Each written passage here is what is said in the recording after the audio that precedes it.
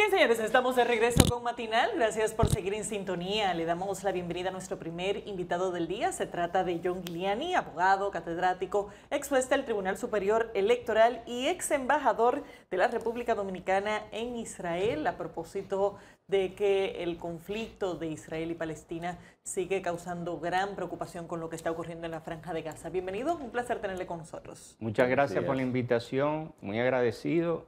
Y aquí estoy para comentar con el pueblo dominicano a través de sus medios todas sus inquietudes. Bueno, doctor, por lo que todas estas cosas que Laura dice, usted tiene muchos temas con lo que podemos abordar, pero tal vez es interesante comenzar por donde ella terminó, el conflicto que fue Gaza. por donde empezamos. Exacto. En el programa bueno. En el programa bueno.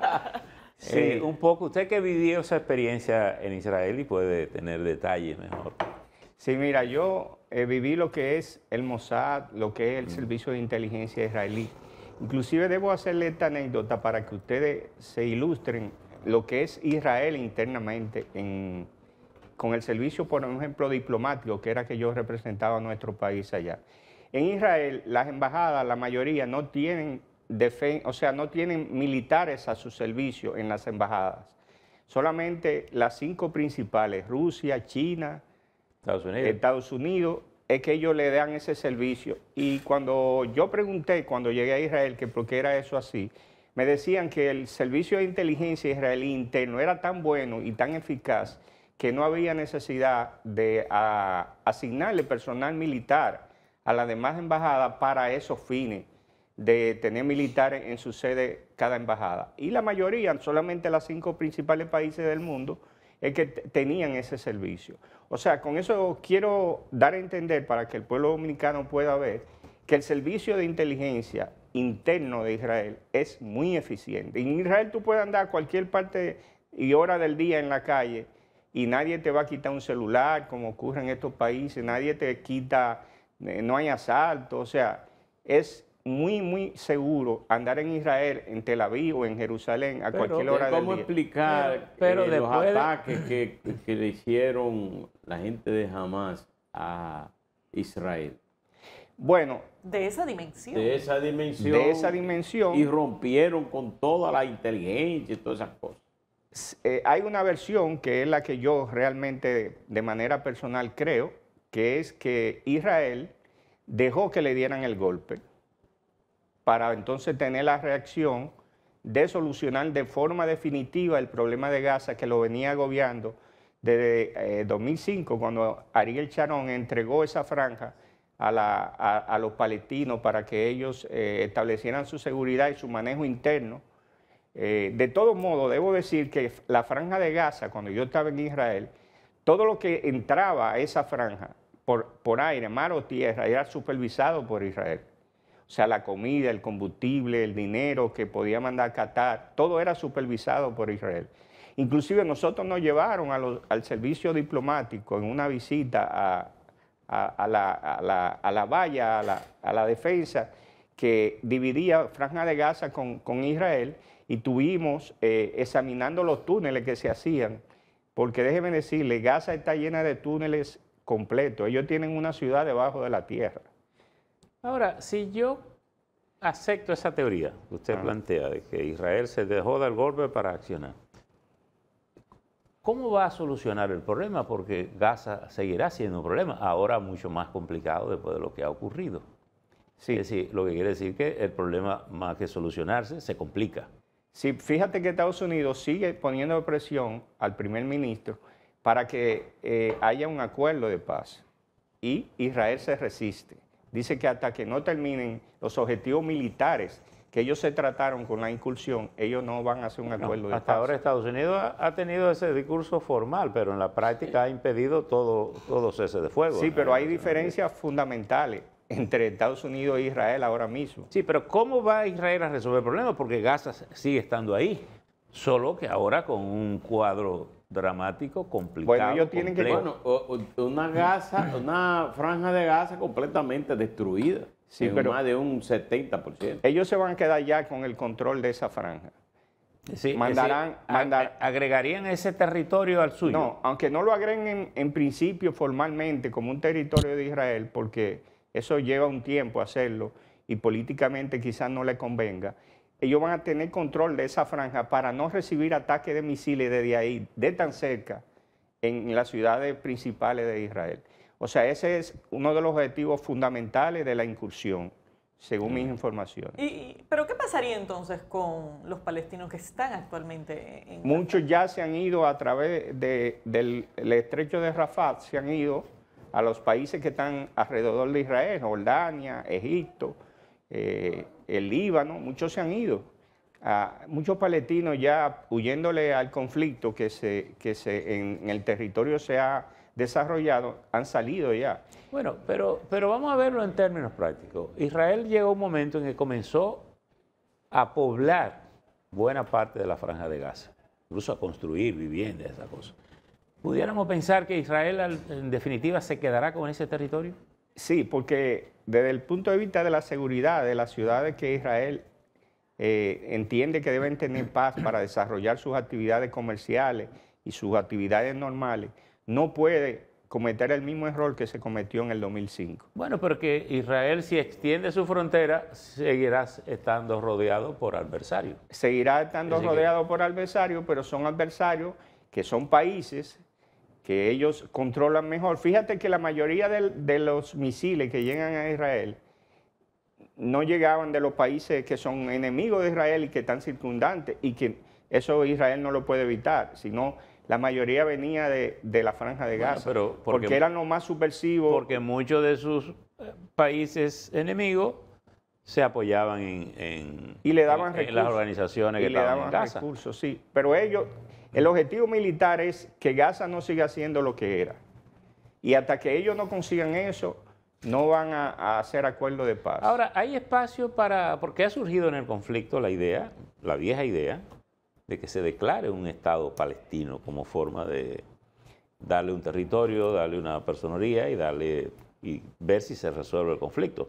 Quedará pendiente siempre lo del famoso muro de las lamentaciones, ¿verdad? Sí, dentro de Israel hay personas israelíes que están de acuerdo con esa tesis de que existan dos estados, pero hay una gran parte de personas y funcionarios y gente muy influyente en el gobierno israelí que no aceptan y dicen que no, que crear dos estados en tan poco terreno sería un foco de violencia, porque ellos dicen que los palestinos nunca van a perdonar a los judíos. Inclusive si tú te pones históricamente a ver, a Israel se le ha atacado desde hace más de 3.000 años y se le ha tratado de erradicar del territorio que ellos llaman que fundamentalmente la tierra prometida. De la tierra prometida hace más de 3.000 años le pertenece a ellos. Y es por lo cual ellos luchan y se defienden. Inclusive antes de crearse el movimiento sionista, Israel está siendo tratado de eliminarse a Israel y a los judíos de la faz de la tierra. ¿Qué ha pasado que después de los ataques de destrucciones allá en la Franja de Gaza, países, ¿verdad?, alrededor de Israel planteaban disparar, hablaban de guerra los sionistas y todas esas cosas? Sin embargo, eso como que se ha aplacado. No, han habido incursiones inclusive de Israel en puntos específicos donde ellos entienden, la inteligencia entiende que hay armamento que le pueden hacer daño, y ha habido la incursión de la Fuerza Aérea en esos países que están circundantes de Israel. Y en el Líbano, que Hezbollah tiene foco de ataque muy importante, y Israel ha incursionado con sus aviones y ha destruido armamento que puede hacerle daño por la vía aérea. O sea, eso no se va a parar. Inclusive la estrategia de Hamas era, con ese ataque que se hizo el 7 de octubre, que el conflicto se generalizara y ese conflicto degenerara en una conflagración mundial, donde una parte de los países a nivel del mundo completo estuviera del lado de Israel y otra parte estuviera en favor de los palestinos y de lo que estaba haciendo Gaza con ese ataque del 7 de octubre. Pero quizá esa misma estrategia, porque ahí confluyen todos los intereses imperiales los rusos, los americanos, los chinos. Los chinos, todo el mundo tiene derecho a coger cualquiera de los dos bandos. Los chinos se han metido de una manera extraordinaria ahí en esa zona. Sí, ese era... Y tal vez esa misma influencia genera ese equilibrio y evita un enfrentamiento mundial. Sí, pero yo te estoy hablando, Israel tiene su estrategia en su dirección, vamos a decir, que la ejecuta el primer ministro, porque el pueblo dominicano debe saber que quien manda en Israel es el primer ministro. La figura, según el sistema parlamentario que gobierna Israel, no es el presidente de la República. Ese es el jefe de Estado. Ese es el jefe de Estado y de los actos protocolares que representa a Israel, pero en el Ejecutivo, o sea, el que ejecuta toda la acción militar y todo lo que se va a decidir en Israel importante es el primer ministro. Y es que le quema inglés, le quema el sistema español de la corona. Sí, y la configuración del poder se determina por las negociaciones que se hacen en el Parlamento para adquirir la mayoría, que es la que designa el primer ministro, donde se cede posiciones y ministerios del Estado israelí a los partidos políticos que hacen el acuerdo para crear una mayoría dentro del Parlamento. Pero este mundo está patas arriba, porque estamos hablando de los ataques primero de Hamas y después la reacción de Israel en Gaza. Usted está diciendo que ha disparado contra otros países. A pocos objetivos. A pocos objetivos. Está el caso de Rusia en Ucrania. Está ahora mismo los ataques que hicieron. Mataron en Rusia un ataque terrorista de cientos de muertos. ¿Qué va a pasar? ¿Qué se espera en los próximos meses? ¿Que esto merme o que todo esté en conflagración? Fíjate, te voy a dar un dato. Antes del primer ministro Netanyahu, que es un halcón, Netanyahu es un hombre de tomar decisiones fuertes en la política israelí, es reconocido así. Antes de él llegar al puesto, retornar al puesto de primer ministro, Israel no había incursionado en la guerra de Ucrania y Rusia. Y todo estaba bien, pero cuando llegó Netanyahu hubo una incursión, aunque no muy denunciada y no muy pública para todo el mundo, donde se dice que Israel incursionó y destruyó un gran arsenal que tenía Rusia dentro de Ucrania, de armamento. Eso trajo como consecuencia que Israel se metió en la guerra de Ucrania de esa forma, antes del 7 de octubre, donde recibió el ataque de Hamas, que estaba en Gaza. O sea, todo eso está relacionado, porque la política mundial, hay cosas que se ven y cosas que no se ven. O sea, hay cosas que se mandan a hacer, que son responsabilidad de ciertos países, donde no se asume la responsabilidad de lo que se hace, sino se hace de manera contratando, inclusive a veces hasta personas que son... Hay que decir que en la política exterior Israel está donde está Estados Unidos y donde está Londres. Son aliados. Así es. Son aliados y viceversa, ¿verdad? Yo vi una imagen de una foto de Vladimir Putin y del otro lado el jefe de Corea del Norte, donde decía, estamos cerca de la Tercera Guerra Mundial. Sí, ese es el objetivo de los terroristas, o sea, que sus acciones degeneren a nivel mundial una conflagración mundial, o sea, porque ellos lo que buscan que se haga realidad, o sea, que el conflicto se haga mundial, no se haga regional. Ahora, en términos de la dimensión de la incursión que ha tenido Israel en Palestina, se ha hablado incluso de que eso pudiera categorizarse en algún momento como genocidio. ¿Cuál es su opinión sobre esa agresividad y lo que ha estado ocurriendo en términos humanitarios en la Franja de Gaza? Mira, Israel siempre que hace ese tipo de incursiones, manda aviones primero y tira papeles con instrucciones en el idioma de los ciudadanos para que los ciudadanos se enteren que tienen que alejarse de cierta zona donde, por ejemplo, va a haber un ataque aéreo.